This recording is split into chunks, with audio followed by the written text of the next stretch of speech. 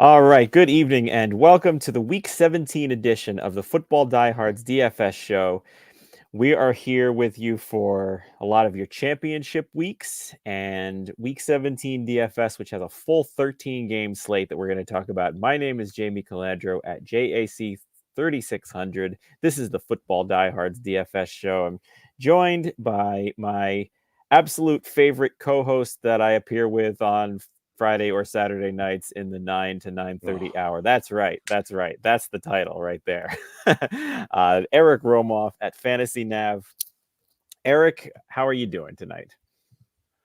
I'm doing okay. We had a little bit of a mishap on the home front, small dryer situation that has us behind schedule here. So appreciate everyone that hung around and is with us live. Make sure you get those questions into the comment section. We're happy to answer those as we go along. But we're going to be running at a pretty good clip here, trying to fit in a big 13 game slate. Yeah, I suppose we can hold up the show for your ordinary your ordinary fire in the house, but Yeah, you know.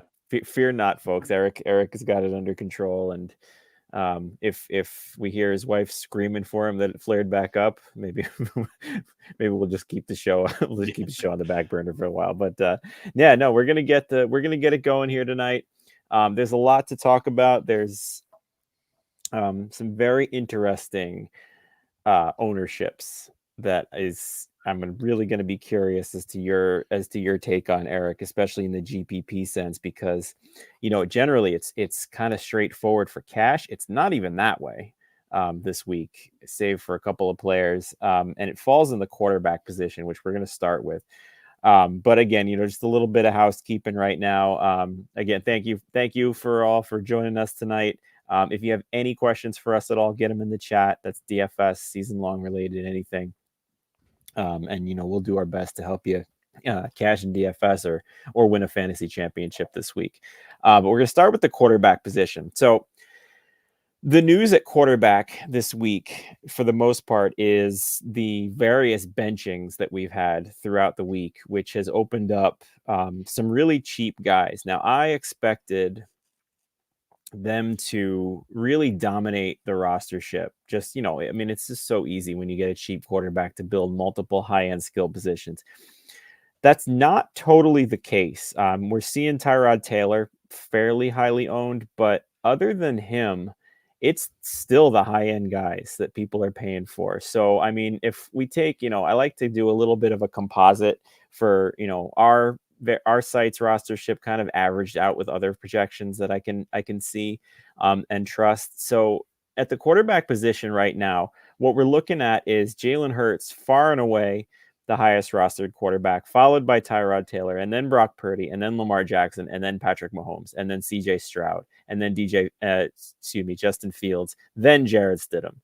So people are still paying at quarterback this week. So we'll kind of start right there. I'm kind of probably kick it over to you and see what you think about all that and where you are in the high end of the quarterback position. I will say, if you do choose to spend in cash, Eric and I are a good team here because we largely kind of favor one side of the thing. I'm pretty much a cash player who will throw some GPPs in there, but 85 to 90% of my play is the double ups and head to heads. Eric is a lot more GPP savvy, so we'll see what we can get out here for you. I will say, if you are paying up for cash at quarterback, I would go all the way up to Jalen Hurts at 8,300. I know he's more expensive than any of the rest of them, and he's had kind of a weird season, but he's still the QB2 in fantasy, and it really doesn't get much of a better matchup than this against the Cardinals, who are last in both pressure rate and QB hit rate. And Fields has 15 rushing touchdowns on top of anything else that he has done through the air this year. So he definitely would be the cash guy that I would play this week. But I'm curious. I'm curious to where you are on the rest of the high end QBs here. What do you think about this tier? Yeah, it's kind of an interesting spot, right? Because it seems like the majority of the rostership is pulled towards both ends of the pay spectrum, right? Yeah, a lot of the top tier guys are projected to be pretty popular, as are some of the bottom basement guys, right? Like not far from Tyrod Taylor is Jacoby Brissett, right? Or Jared Stidham to a lesser extent. So for me, like immediately, that makes the kind of mid tier options feel kind of interesting from a tournament perspective. But looking at the top of the board, like I mean, all these guys are in pretty phenomenal spots. Jalen Hurts is easily the safest. That's why he makes a ton of sense in terms of being a cash play. But even as the most popular quarterback, he's not projected to be all that popular, right? Like QB on this 13 game slate is back to being pretty flat, right? Like Jalen is, barely over the 10% range. Then we get into like the 7 to 9s, and everyone else is kind of, 4 to 6. So, you're not really creating a ton of leverage with the QB choice in terms of tournament play. A lot of that's going to come from who you stack your quarterbacks with, and for me, despite Jalen Hurts being pretty popular, I'm not seeing a ton of rostership go to several of his key weapons. So if that holds true when we get the refresh tomorrow morning, I'll probably be pretty heavy on Jalen Hurts in terms of the top tier options. Josh Allen is obviously in a smash spot and has been, really, really turning things around and lighting up opposing teams here in these last couple of weeks, last 4 or 5 weeks or so. So, you can make a valid point to play him. It kind of feels like at the end of this high tier that DraftKings is really just begging us to play Brock Purdy at 7K flat. Like I don't know what he did to be, what is he, the 9th priced quarterback on the slate? Yeah, I mean, one bad game against a top passing defense. Insane, right? Like, and this is not, look, for however much of a hot topic Brock Purdy has become, right? Like, this is not a game manager in terms of the way that they're using him, right? Like, there are several Millie Maker winners over the past 4 to 6 weeks that had Brock Purdy builds on there, right? So, interesting to see if we see him kind of steam up as we get a little bit closer to lock tomorrow. But he's in a phenomenal spot. Probably my favorite leverage play all told in here. CJ Stroud. He's back against the run funnel of the Tennessee Titans defense, largely being overlooked, right? He's one of these guys that's in that like 4% range. So he could absolutely come back to form. And, we haven't been playing Texans for a while. So, I could see this projection holding true tomorrow. Yeah, I think so too. I was actually hoping he was going to be lower than he was. He seems to be climbing a little bit, but you're right. We'll see if he steams as the next 12 hours or so happens. And I'll say also with Brock Purdy, if you're thinking of him as far as a cash play or as a 49ers stack, we'll get to all the 49ers skill players too.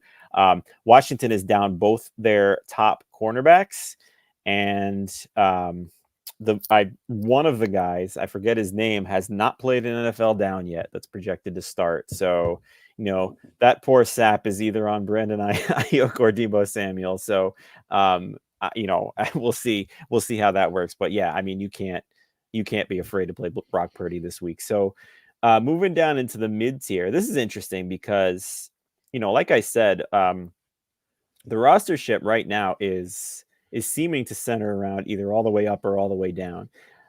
So there's really nobody in this tier that is showing any significant rostership. So I'm going to kind of gloss right over this for cash. I mean, if I can throw a couple of GPP takes in there, I think you have to like Matthew Stafford and company against my Giants, just given his receiver room. And the offense in general there. But other than that, I'm kind of avoiding this tier right now. So where's your head in this kind of 5,500 to 6,900 range? Yeah, it's kind of a no man's land, which sitting here on Saturday night makes me like it all the more. There are really two names of note that jump out to me: the aforementioned Matthew Stafford against our beloved or your beloved Giants secondary. I mean, they're coming in with one of the highest team totals on the week. There's so many different ways that you can build around him to create leverage and to really accelerate your advancement up the pay scale. So love how this week sets up for Matthew Stafford. Probably my favorite play here in the mid tier is none other than Kyler Murray, another guy that we see in that kind of sub 5% range. He is in a phenomenal game environment, right? This is a game that sitting around 48.5, but has been moving a ton. I've seen it go all the way up to 50. I saw it dip down to like 47 flat. So, a game that should totally score up, and one against the Philly defense that hasn't really had much success slowing down opposing offenses, right? We've seen Kyler Murray even in games that when the dust settles, the Cardinals lose by a fair margin. We've seen him, be able to move the offense through 2.5, 3/4 of the game. He obviously has the rushing ability that gives him both some floor and some upside. His stacking partners are cheap and not all that popular. So, yeah, I mean, I'm probably going to have a lot of exposure to this Battle of the Birds game, and I'll probably be trying to create leverage off of a popular Hurts by rostering Kyler and stacking the Arizona side. Yeah, I actually really like that call too. In Philadelphia, Darius Slay is still out for them too, and like you say, Marquise Brown is out for Arizona, so we might see a little more condensed receivers there. Yeah. So I was kind of missed that a little bit outside of Trey McBride, but I think that's a really good call as well. Moving into the low tier here, so I'll kind of start with this and not let my homerism show, but Tyrod Taylor, who is the highest projected rostered of these cheap guys. So just a recap of these guys. So we've got Tyrod Taylor announced as a starter for the Giants after Tommy DeVito was benched after his little shining moments in the sun there. We got Jarrett Stidham replacing Russell Wilson in Denver. We've got potentially Jacoby Brissett quarterbacking for Washington instead of Sam Howell, although he's now questionable. I forget what it was. A shoulder injury that he's got. I forget what that was. He popped up late, which is always problematic, right? Like a guy who doesn't open the week on the injury report and then ends up there is always something to be concerned with. It looks like they're actually. I'm not finding what they're listing them with. I'll find it as you're moving through. Okay, perfect. And then we've also got looks like Trevor Lawrence is out, and CJ Beathard will quarterback for Jacksonville against Carolina this week. So Tyrod Taylor for me is for cash the best play of this group. And it's a combination of, not so much any kind of faith in the Giants offense, but it's just the fact that at 4,600, he's simply mispriced.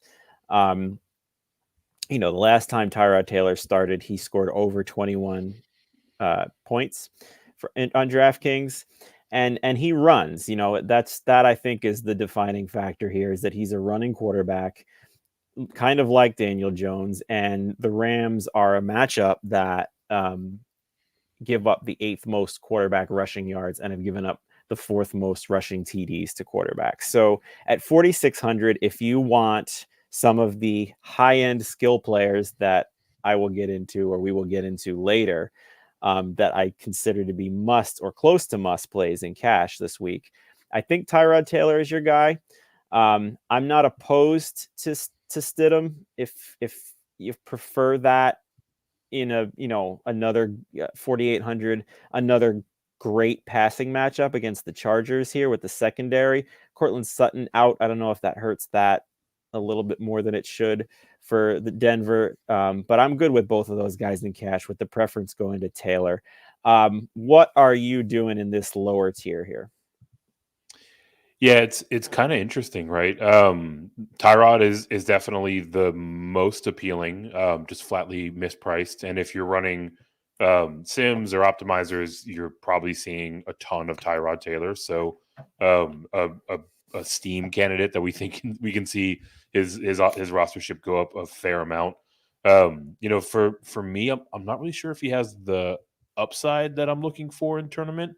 But what I do like, especially in light of the Isaiah Pacheco news that we'll get to later, I like the idea of going super cheap with Tyrod and all of his weapons. I mean, like, CEH was, kind of a key value point on the slate, and now presumably is not going to be the case anymore. So, there's something to be said for finding a very cheap stack with Tyrod Taylor and some of those receivers for the Giants. So don't mind that at all. I mean, Stidham, you mentioned him, like he showed a little bit of upside at the end of last season, right? Not someone that I'm going to go to necessarily, but I mean, look, like San Francisco's defense was pretty good last year, and he put up 28 against them, 365 passing yards to 3 scores, right? So like he can reach back and do it. I don't mind if you have him in your player pool. The only other names down here that really catch my eye, Derek Carr feels like he's really gotten into a pretty nice rhythm, specifically with Chris Olave recently. All throughout the season, I've been talking about Chris Olave leading the league in air yards completed as well as unrealized air yards. Well, over these last 4 or 5 weeks, we've really seen that unrealized category continue to diminish, right? We're seeing, better timing, better anticipation from Carr's throws. They're really getting into a pretty good groove. So I don't mind going to Derek Carr in a game against the Tampa Bay secondary that we've really been beating up on for these last 2 months. I mean, beyond that, I think Bryce Young has another good game, at least by his standards. He gets the Barry defense against Green Bay. The pass funnel defense against Jacksonville. So, I mean, he should have closer to a ceiling game for himself, but I don't know if he's got the tournament upside that I'm necessarily looking for.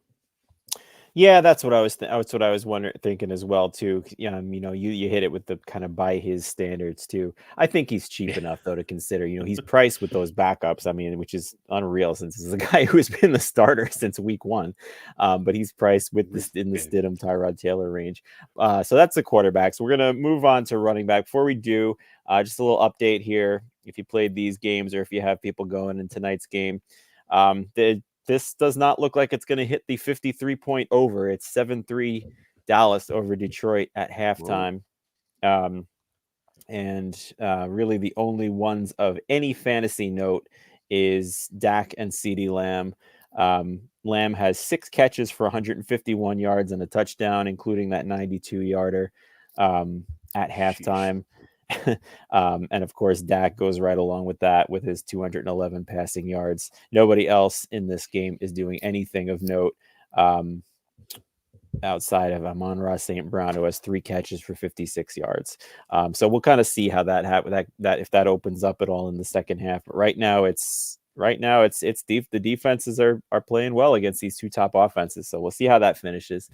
Again, if you have any questions, throw them right into the chat. We'll definitely be able to get to them tonight. Moving on to the running back position, though. So Christian McCaffrey, right at the top, first and foremost, despite a $9,600 price tag, is still the projected highest rostered running back. I think I've said this every week so far this season, but you cannot fade him in cash play. Even if you pay up for someone like Jalen Hurts in cash, you must have Christian McCaffrey in your cash lineups. Just to point out, he has only been under 20 DraftKings points once this season, and that score was 19.6. So this is someone who has an unrivaled floor and ceiling. I mean, it's not a hot take to say he's the QB1 for this week, but I think he laps the field this week. The 49ers have an implied team total right now of 32 points. I know the pass game is the one you really look to do against Washington, but Christian McCaffrey is so involved in that, and he's just so good. And Washington's given up the 5th most fantasy points per game to running backs as well. They get Trent Williams back, who is, he's so good in his own right that he impacts the run game as positively he does in pass protection. So I can't imagine, barring injury, a path that Christian McCaffrey doesn't crush again. And then, of course, Kyron Williams at the top too. It's kind of tough to fit both of them into cash. So I don't really know that this is that much of a cash play, but I mean, he certainly is worthy of it. just given the fact that he has, a McCaffrey-like role for that team. The Rams are 6-point favorites. He had another 22 touches last week, and he's averaging 27 touches since he got back from his injury. So, he's a little bit of a discounted McCaffrey there. Not as good, but I mean, you can definitely play him in cash as well. Where are you? There's some other names to like here, right? In the top. I mean, we got Rachaad White, who I think has surprised all of us this week. Where are you on him? And I'm also curious how you're treating McCaffrey in GPP as the highest projected rostered running back. Yeah, I think we'll see that shift a little bit as we head into lineup lock tomorrow. Kind of like I mentioned when we were talking about Tyrod, having a roughly 5K CEH on the board was driving a ton of rostership to these top tier running backs. Right, it was real easy to go CEH and CMC or CEH and Kyron. Now that option is not there, a lot of it's probably going to go over to Zamir White, who we'll talk about. But I also think we'll see some of these, top tier running backs come down a little bit in terms of their rostership. So, I mean, look, projections have Christian McCaffrey almost at 30 points, which is insane to say. A lot of that has to do with his role. Obviously, the matchup that he has is tremendous. The last 4, 5, 6, 7 games, Washington has allowed a running back to score a touchdown. They've allowed them to get past 100 scrimmage yards in all of those games.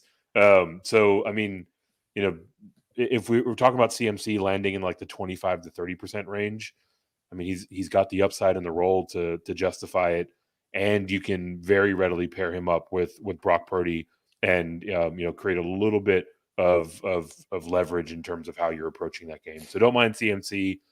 Kyron, you made a strong case for. He'll be in the player pool.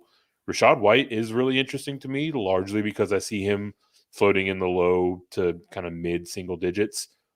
His role is one of those elite roles in this league. The matchup against the Saints defense isn't the best out there, but the way in which they utilize him, how much I think that this game has a potential to score up overall. He gets a little bit of boost to touchdown equity. Not going to be popular. Someone to consider. Through the rest of this top tier, I mean, you can make a similar argument in terms of Travis Etienne's role as we have with the 3 prior players that we've talked about. I think this game in particular is going to be a bit more of a slugfest, or at least not quite as high powered on the offensive side. But I mean, look, the run game against Carolina is very much so how you beat them, especially now that Horn is back. And then James Cook, if you want to buy into the game script of this one, which Vegas has Buffalo winning pretty handedly, 14-point favorites. That should create plenty of carries down the stretch run for James Cook, who apart from really the last game in particular, has really come on of late. So the priorities for me are still CMC and Kyron, but there are a couple other names you can mix in if you're trying to pivot. Yeah, I think that's good too. And ETN also, he gets that matchup against Carolina that we've been targeting all year as a run funnel defense, although they've played better of late. But I mean, his touchdown equity should go up there. It's interesting to see if they defend him a little differently without Trevor Lawrence as quarterback. But I agree, he should definitely be in the player pool. Moving into this middle tier, kind of 5,500 to 7,000 range. This is interesting because, you mentioned Clyde Edwards-Helaire. And him being off the table now that Isaiah Pacheco very surprisingly has cleared concussion protocol after a lot of did not practices. It's weird to me. I mean, I guess it's okay because how they've treated concussions this year in particular after what happened to Tua last year. I guess we can be confident that he's okay, but I mean that's a very strange situation that he would clear the protocol that quickly. Are you playing him at 6,800 this week? With the kind of hopefully no re-concussion thing in the back of your mind? Yeah, I mean, look, with head injuries, right? Like they can crop up at any point.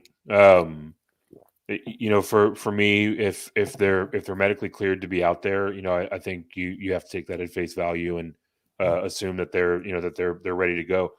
Completely agree with you that the fact that he opened the week DNP got in a limited session yesterday and then clears protocol today. Like I can think of one or two other instances in my time covering this game where someone has proceeded through protocol in that fashion. Yeah. But if they say he's out there, I mean, obviously he gets a pretty fantastic spot against this Bengals run D. Maybe because of the late news, because of some uncertainty about re-injury or re-aggravation of of neuro trauma. Maybe that draws some rostership away from him. If he's sub 10, sub 8%, I don't mind going overweight to the field on him by any stretch. Yeah, I think so too, especially the way he's played at his price tag within that Chiefs offense, in a thing where their passing game is not as explosive anymore. I think so too. It'd be interesting to follow his rostership if anyone's going to trust him as it continues to update. Right now, it's modest, but nothing really that significant. Yeah, And it's a around good 8. matchup against Cincinnati too. Also in this tier for cash, one guy I like for cash this week is DeAndre Swift. I think he's good in any format, really. He's not, I'm just checking as we're talking here. He's not really looking he's got, again, same as Pacheco, modest rostership, but nothing really significant. And again, he had a great game last week where he had 20 carries. He scored a touchdown. He had another one called back on a penalty. And he gets to face the Cardinals too, who, to say that they've given up the most fantasy points per game is really not selling it enough. It's not close, really, to running backs. The battle of the lines is laughable with the Eagles and the Cardinals in this one. So I really like DeAndre Swift at 6,500. I know that Jalen Hurts vultures rushing touchdowns there, and they have Kenneth Gainwell as well in this game. But I think that price tag is really good for a matchup that Swift has against the Cardinals this week, for, again, another team that has an implied total of over 30. So I'm really into Swift this week. And then down in the lower range, I wrote about him in a couple of early articles. He hasn't really seemed to get the same kind of love that I put into those articles, but that's Chuba Hubbard, who in his own right has become a bell cow back for Carolina. The offense itself is tough to trust, but I mean, we saw this. We mentioned this with Rachaad White last week, that Jacksonville kind of is that run stuffing team between the trenches, but they've given up 99 receptions to running backs. Chuba Hubbard is not the best receiving running back, but he does have 3 games this year where he has 5 or more targets. And I think we could see another one where that happens. So I think if you need a cheap back, a secondary cheap back in cash to Zamir White, which we'll talk about in a second, I think he's a good one if he's a full go. I know he's dealing with a hamstring injury. Where are you in this tier other than Pacheco?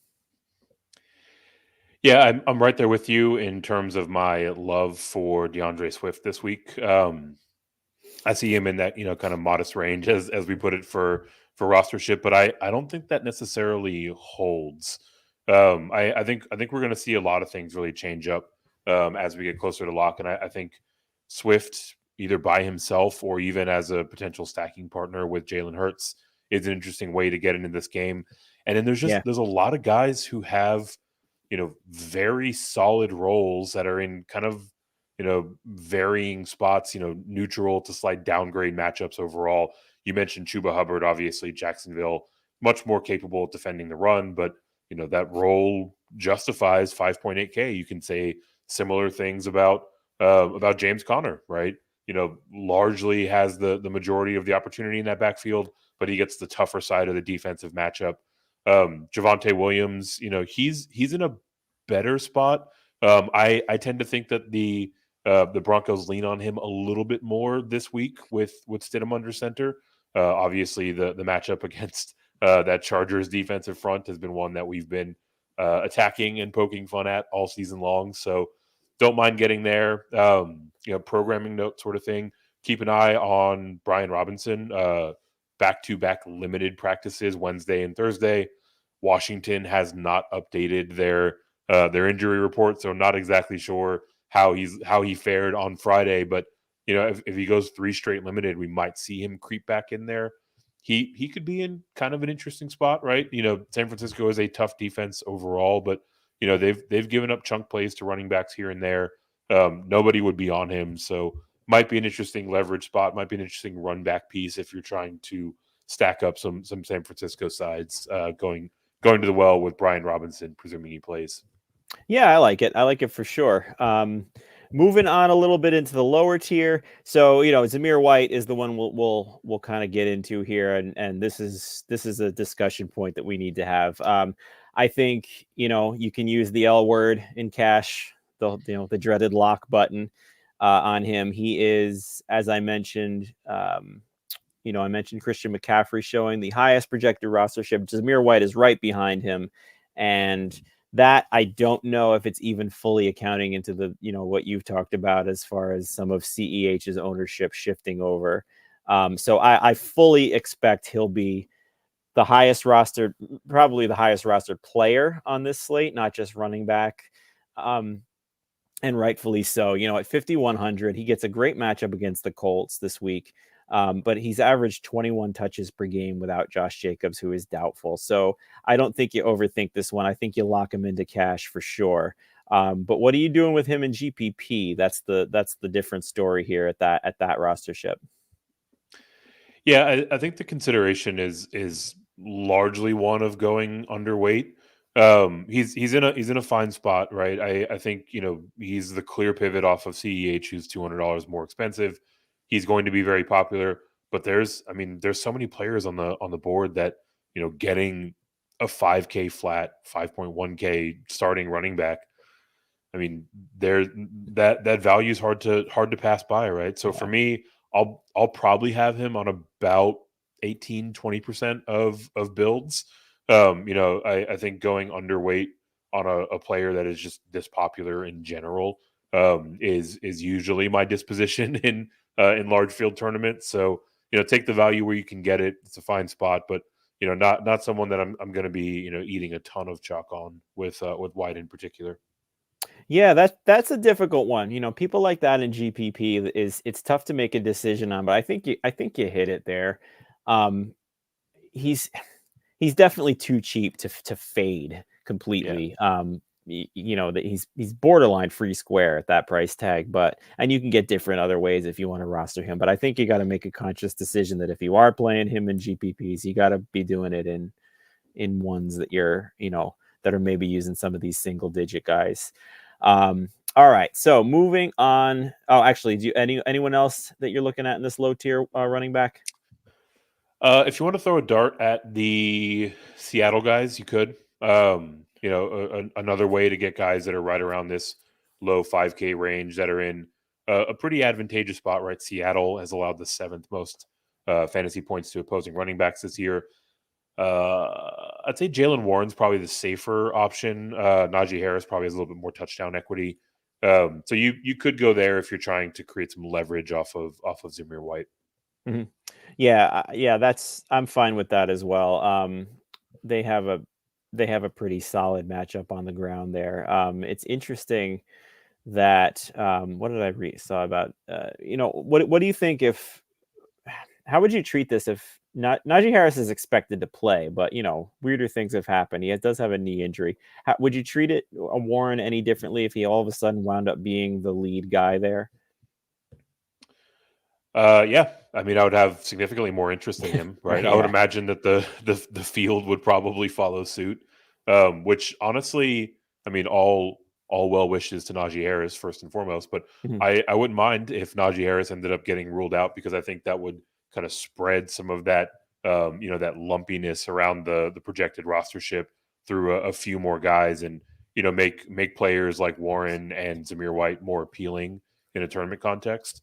Right. Like you said, Harris is expected to play, so we'll see. But That would be a nice curveball. I think that's a late game tomorrow, so that would actually be a fun 3 or 3:30 p.m. pivot if that news ends up dropping. A fun exercise in panic pivoting there. Exactly. So all right, so that's the running back position. So moving on to wide receiver here, we got a little time left to get through this wide receiver and the tight end position.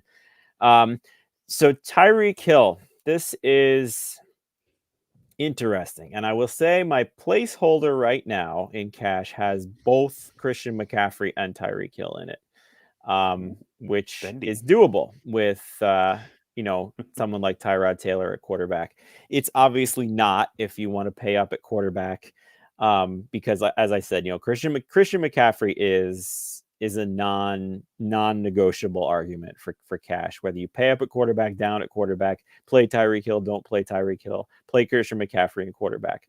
But Tyreek Hill has a tough matchup against Baltimore, which they've shown. They've shown the ability to shut down top offenses, top quarterbacks, top wide receivers. Hill has a 39% target share without Jalen Waddle, which is absolutely insane. And when you couple that with his talent, and he's really matchup proof, which he himself has shown before, you have got to consider him at $9,300 alongside Christian McCaffrey if you choose to go that cheap quarterback route. He's not a must in the same sense that I think McCaffrey is, but he could be the top scorer on this slate with the insane amount of volume that he should have coming his way. I'm looking as we're talking to see what his rostership is showing at. He is popular, but not to the extent of McCaffrey with the running backs. He's looking at about the 6th, 7th, 8th most popular wide receiver on this slate right now, as we're looking at rosterships right now.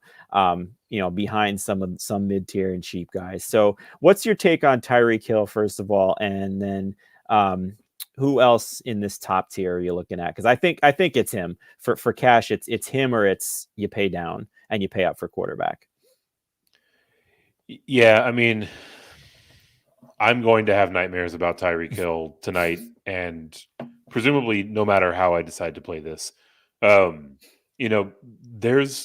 There's like a well-represented likelihood that Tyreek Hill sees 15 targets tomorrow plus, right? Which is just absolutely insane, because he's the type of player that, he can take 3 targets and, still make a strong push at being, one of, if not the highest scoring wide receiver on any given slate. So the volume is going to be insane. Where I sit right now, I'm very concerned about what this Miami offense will be able to do, A, without Jalen Waddle, and B, facing this Baltimore defense, right? Baltimore is among the league leaders in terms of QB pressures applied, but they are one of the lowest teams in terms of blitz rate, right? So they're one of these teams that is able to get a ton of pressure with 4 guys. Yes, Tyreek Hill is borderline unguardable, but if the timing and the the structure of this offense is disrupted by pressure, if Tua Tags is not able to get the ball out of his hands in 2.5 seconds, or that pressure gets to him faster than that point, I think this could be a long day in the office for the Dolphins, and ergo Tyreek Hill. So where I sit right now, I'm probably going to come in underweight, but I really don't feel good about it. He's a tough guy to fade, and feel good. You can't ever feel good about it. But I will compound what you're saying. Baltimore has given up 16.3 points per game, which is the best in the NFL. And like you said, they're top in sacks. So, and Tua's hurt too. He's got an injury to his throwing hand. I think something else too that's bugging him too. So, you're right there. I think coming underweight of the field in tournaments is a savvy move with Tyreek Hill. And I think his rostership will play a big part in decisions when it kind of all settles down here. Who else in this top tier real quick? Yeah, there's a lot to like here. AJ Brown, especially where you're getting into Jalen Hurts stacks or as a run back option, he gets a phenomenal matchup against Arizona. Both Cooper Kupp and Puka Nacua, for me, with them essentially being the same price, I'm just going to err on the side of whichever of these two is less popular. As we sit right now, that looks to be Cooper Kupp. So that would be where that decision would be made for the moment. Mike Evans facing off against the Marshawn Lattimore-less Saints. He's obviously having a career year and is in a really good spot with Baker Mayfield. So don't mind going there at all. Love Deebo Samuel as a way to stack up Brock Purdy or even as a standalone piece. Like he does well facing against these two high shell looks that the Commanders have been trotting out there. We'll have to keep an eye on Michael Pittman. I'm kind of surprised that it's in the conversation that he might play if he does play. He's in a very nice spot against the Raiders. Devonta Smith, same argument that you can make for AJ Brown. Nico Collins might be my favorite GPP play at the back end of this top tier. I don't know what you're seeing. My rostership projection is feeling a little off base right now, but I'm seeing Nico Collins around like 7%. Yeah, he's too low. Too low. That is a spot that I will happily exploit. So we'll keep an eye on there, but I wouldn't be surprised if I'm 18-20% Nico Collins tomorrow. Brandon Ayuk as a secondary consideration. You get the price savings relative to Debo. He probably won't be quite as popular. So, any leverage you can get on the San Francisco side is good leverage in my book. Long story short, there's a lot to like in this top tier. Yeah. And Nico Collins, we don't have data against him against the Titans team with CJ Stroud because he missed that game 2 weeks ago. So I think, that might be kind of, I don't know, making him fly under the radar a little bit. Noah Brown went 882-1 in that game. So I think I love Nico Collins in GPP. He's definitely going to be one of my most popular plays here too for that format. Going to the mid-tier wide receiver, Rashee Rice again, 6,900. Weirdly, after playing 92% of snaps in week 15, he only played 64 last week, but he still got 11 targets. I don't really know what that was about, why he just took a step back in snap share there. But I mean, even in that, his targets per route run is so elite here.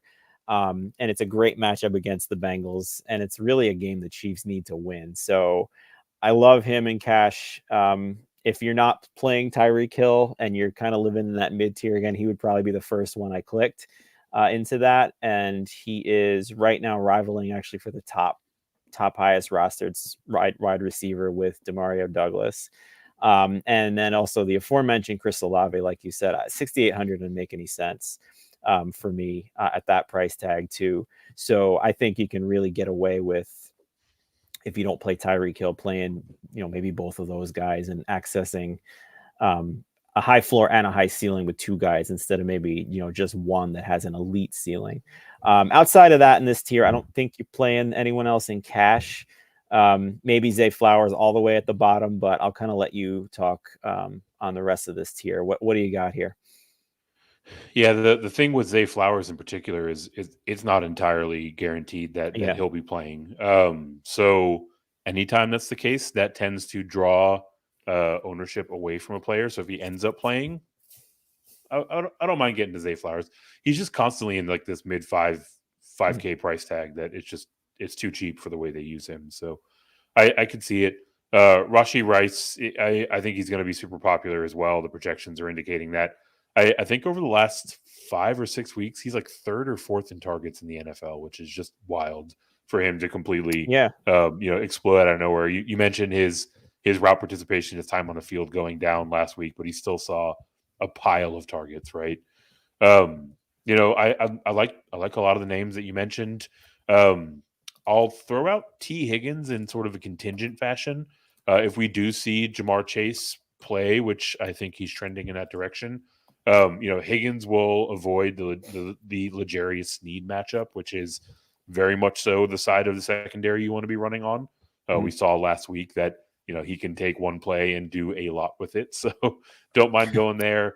DeAndre Hopkins, if you want to, kind of do a skinny stack with him and Nico Collins, we could walk down Narrative Street and talk about the revenge game.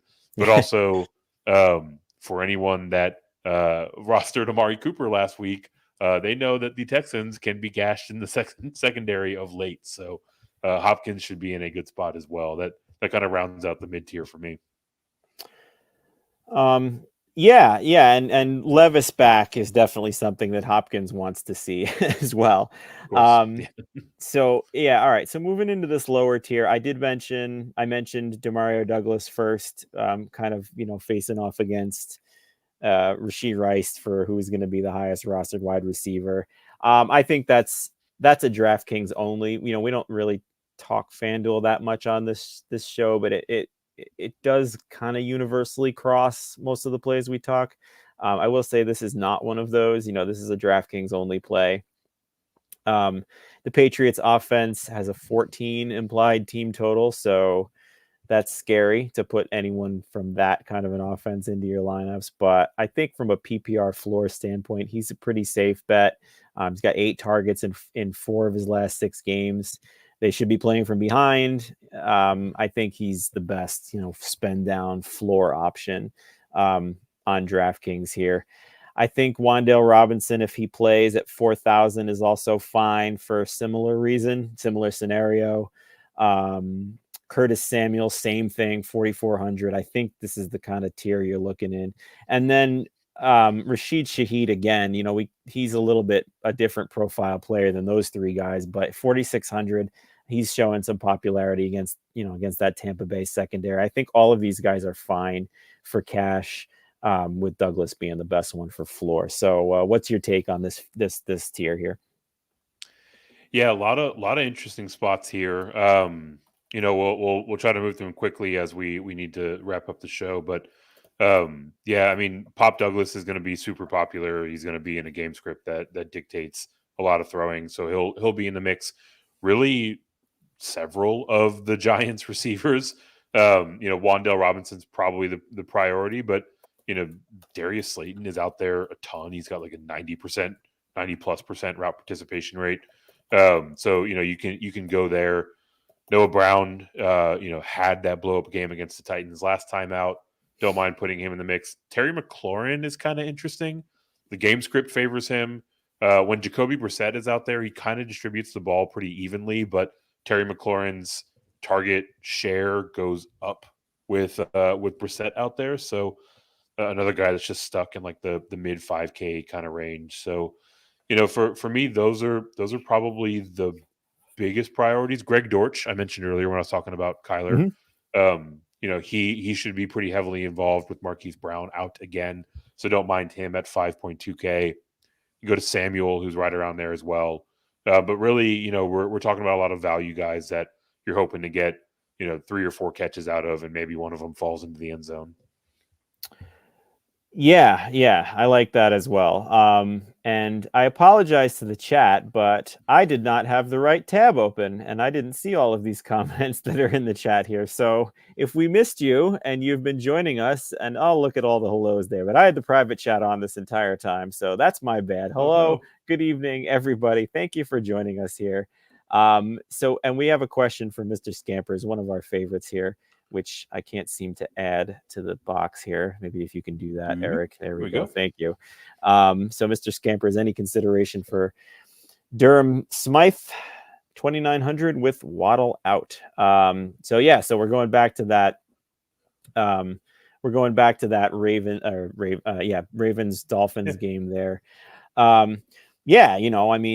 Again, it's the same thing, really. It's Ravens defense is elite against tight ends. But we saw with Tyreek Hill out last week, he had 5 catches for 56 yards. Can we assume a heightened target share again with Hill back, but Waddle out? I think at 2,900, it's enough for me to take some shots on him. He's not a cash play, even at that price, but I think it's fine. What do you think there? Yeah, 14% target share. Last week he saw 74% route participation. So he's always a guy that's kind of been out there, one of these like all cardio team types. But with Waddle absent, he certainly stands to see his opportunity expand. I guess the concern for me with Smythe is really kind of doubling back to my point on Hill. I think the offense probably struggles a bit more, but clearly at 2.9K, you're not taking nearly the same risk with Smythe as you would be with Tyreek. So, I mean, Right. a 3 for 35 kind of game will do just fine, and that's certainly on his range, even if the Miami offense is struggling a little bit. So, definitely a way to get some value into your builds overall. Looks like Scampers was specifically saying in the context of fading Tyreek. Yeah, definitely a way to get into this game. I guess the issue for me is if I'm fading Tyreek, it's because I have concerns about the offense, and that would extend on to Durham Smythe as well. I also don't know if you heard it there at the end, but yeah, Curtis Samuel at 4.4K, definitely in range in a game where either Brissett or Howell will have to be throwing a ton to try to catch up against those Niners. Yeah, I'd prefer Douglas if in the same price range, but they're both popular. So yeah, I agree. I mean, he's definitely in play there. I do apologize, guys. We have a lot of our friends here. I thought I was yelling into the Yeah, void for a while there, but we I got don't know. I Dame, can't. Yeah, we got Toronto Dame. Dave is Yep. back. Little love for Ty God Taylor. Scampers checked in originally. Our favorite Albert always Yep. checking in. Bob Harris, And Bob. Yep. busiest man out there in the in Yeah. He's. between segments on the radio show, still stopping in and giving us a wave. Yeah, love it. I mean, he and Mike are on 9 to midnight tonight Eastern on Sirius XM Fantasy. I'll be joining them very soon to talk some more About DFS. 6 minutes. Definitely, yeah, definitely head on over there. But thanks, guys. Thanks for joining us. We're gonna segue off of Mr. Scamper's tight end question to our tight end segment here, real quick. And so at the top, it's McBride again. I'm looking at rostership projections right now. He is not the highest rostered, but he is the second highest rostered. He did have, by his standards, a dud last week, but he still got 8 targets. Or was it 9 targets? I'm just looking it up right now. I should have this information. 8 targets again. But he did dud. But I mean, he's got an elite target share with Kyler Murray, and it's I mean, to your point when you mentioned Kyler Murray way back in the quarterback segment, with a kind of a low key, they'll have to throw a lot as big underdogs facing one of the premier run defenses in the league. They got to throw, and he's been throwing to McBride at a rate that is he's leading all targets per route run and yards per route run of tight ends. So I still think McBride is too cheap. So I'm perfectly fine paying up for him if you can afford him. What are you looking at in the top tier of tight end outside McBride here? Yeah, it's kind of interesting, right? McBride's definitely in play, huge role in this offense. George Kittle, another way to get into this San Francisco game. I mean, this Commanders defense is basically allowing every position to kind of do whatever they want. Travis Kelce is kind of interesting to me. We're not seeing a ton of rostership go really any of the Chiefs way. Rashee Rice is probably the exception there. We were previously seeing CEH as a popular choice. I mean, look, this hasn't been a Kelce year by his standards, but I mean 7K flat for a guy that I see like around 8% rostership. It's a fantastic matchup overall. I might talk myself into playing a bit more Travis Kelce than I intended. Yeah, why not? I mean, 7,000. His price just continues to drop. It's not like he's playing poorly. He's just playing poorly by No. Kelce standards Yeah. here. He's still But if playing that, like an elite tight end, just not yeah, the elite tight end, right? yeah, right. I mean, he's got 90 catches this year. it's not like he's just Just despicable. dust. Yeah. What a bum. Yeah. So moving down the list here a little bit. So I kind of give you the carte blanche here to talk about other tight ends. I think the cash tight end that you really want to be looking at here, if you're not paying up, it's pretty easily Gerald Everett. At 3,500, and he looks to be dominating rostership. Like I mentioned that Trey McBride is second right now on all the sites I'm seeing, and then composites and our own. Everett is double McBride's rostership, first to second. So I think that is the way you go in cash, especially when you consider he's got 8 targets in 3 straight games. Keenan Allen's out, Joshua Palmer's out. And Denver gives up the most fantasy points per game to tight ends. I think that's a pretty easy call for cash if you don't want to pay up, and you don't really need to. So that then we kick it over to you. Do you fade that rostership in GPP because it's Gerald Everett? And who do you play if you do? Yeah, where I see him right now, he's popular, but not at a point where it's going to cripple you if you eat the chalk. So I'll have my fair share right now. You know, if we see him steam up a good bit, you know, I can make a case for coming underweight. You know, there are a couple of pretty clear pivots. Chigakonkwo is super interesting. He's, you know, a couple $100 more, $800 more, excuse me, a singular $100 more, I should say. You know, if you want to kind of go into the back end of the middle tier, Kyle Pitts, who looked like he was going to set the world on fire last week, just opening the first drive for a touchdown.